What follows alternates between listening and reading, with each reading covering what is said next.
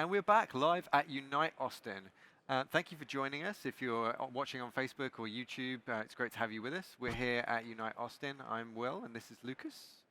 And we're talking with, I have to ask you, is it J Todd, or do I call you Todd?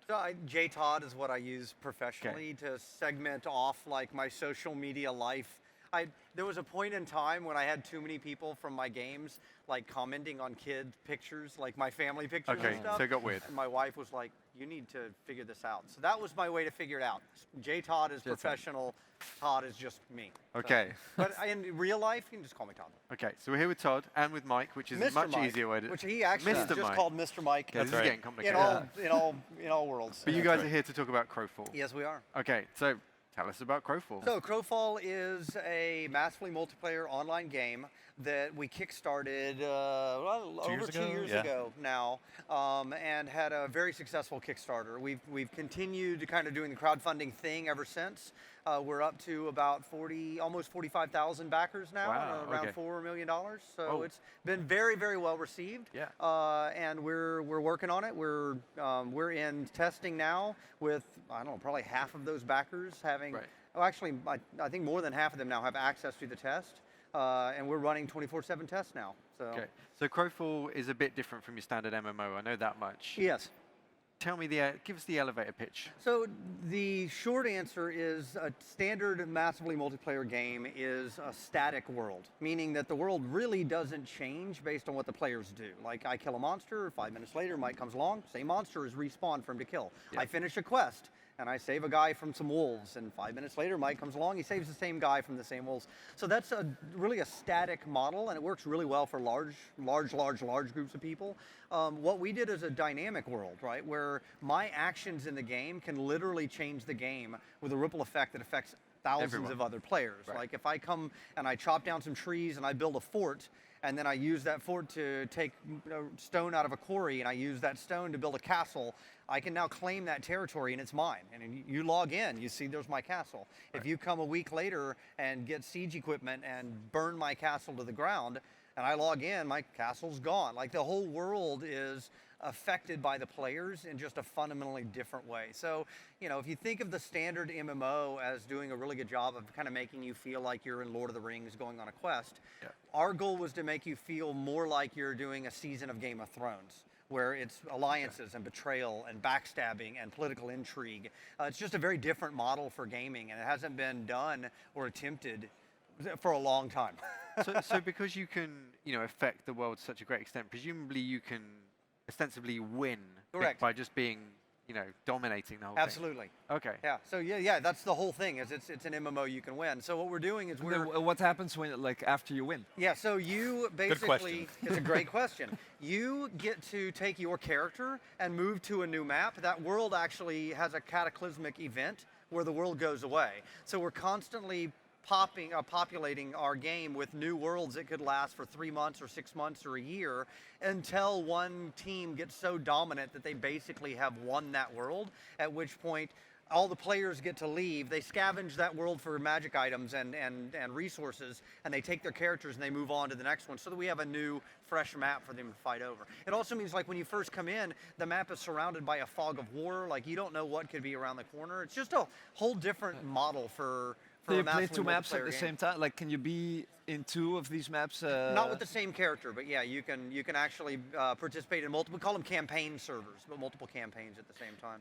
So, is there a possibility where someone can, become just really, really good at the game, and then they become well known for sort of dominating a lot of campaigns? We hope so. I mean, that's kind of the whole point is for you to be either not just as a combatant, right? You can go for military glory, you can go for economic wealth, you could be the best crafter in the game that everybody knows. You go to this person to get either the best castles made or the best swords or whatever, or you can just be a great politician. Like, you can band together the right mercenary companies and armies and nobles and form an army underneath you, and you can conquer the world without actually picking up a sword. So how many people play like in a single world? We're probably around 10 or 20,000 total. So your population cap is in 2,000. It's kind of my target.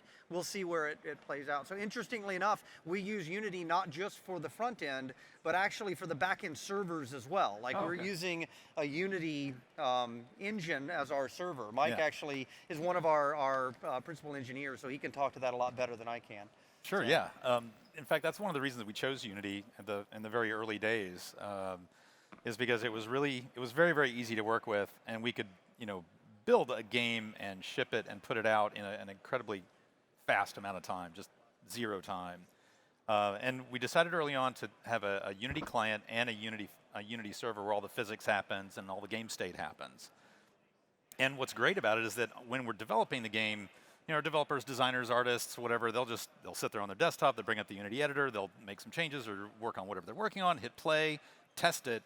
The entire MMO is running right there on their desktop, right? And then when we do a build, we split up the client server, we send the server code up to AWS, the client gets installed with Patcher, and it just works really, really well. Yeah, it never had even occurred to me that you could do this, right? Because people think of Unity as the cool graphics, right? Like there's the graphics engine, but we actually basically cut the head off of it. You guys call it a headless server. Yeah, in fact, right? Unity has a Linux headless server, right? And that, in fact, it was Unity's platform abilities. I mean, in fact, what's funny is that the last job I worked on before I came to work with Todd, I actually ported an iPhone game to the PS4. So it's like using Unity, so Nice. that was one of the reasons I was like, yeah, this engine's pretty dang cool. We should use it. Yeah. But yeah, Unity has a Linux physics server, so we can develop it on Windows and then push it up to our Linux AWS servers, and it's incredibly stable. It runs really well, and it's something we're really happy with. When do you guys plan to ship? Well, we've said last December. So clearly we didn't quite hit our original date. I think that's for entirely the right reason, though. Is we have like 45,000-ish backers and another 250,000 registered players.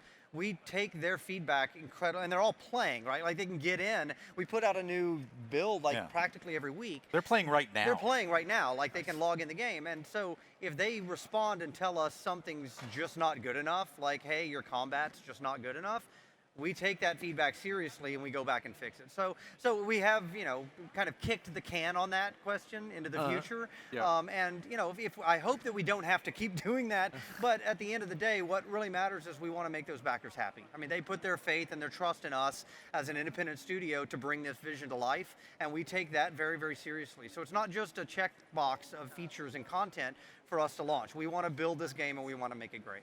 What's the coolest thing you've seen players do? So we have a system for, I mentioned earlier, castle building, right? Yeah. Where you can, and literally it's kind of like Lego system where you're snapping together like walls and towers and stuff like that.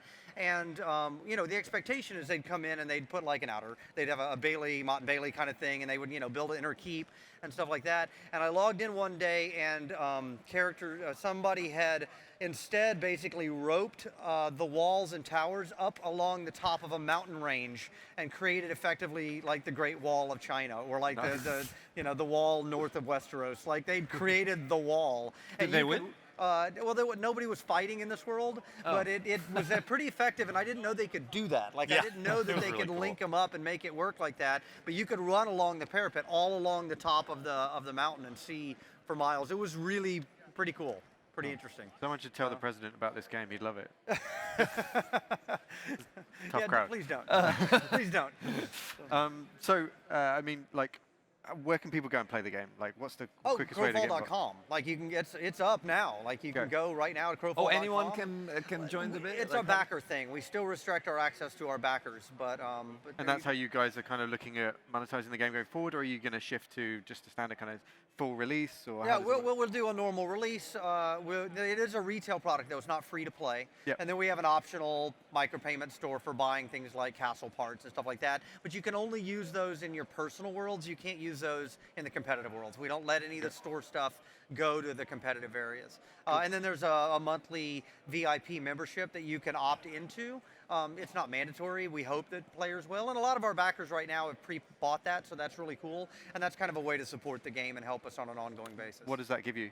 It basically gives you expanded training options. You can train more. It gives you, you kind of cut in line for the queues. It lets you have longer periods of infrequency in your logins, so you don't have to log in as often to update your skill training and things like that. So there's a bunch of inherent benefits, but at the end of the day, it doesn't make you any more powerful or any better. So, cool. Great. Well, I thought it looked really cool. We have it it's in the showcase here in the back. Yep. It's crowfall.com. Crowfall.com. People want to check it out. Cool. Go and check it out. Thanks so Guys. much for being with All us. right, thank James you very today. much for having us Mr. and Mike. talking about our Take game. it that right. Cool. Thank you for joining us.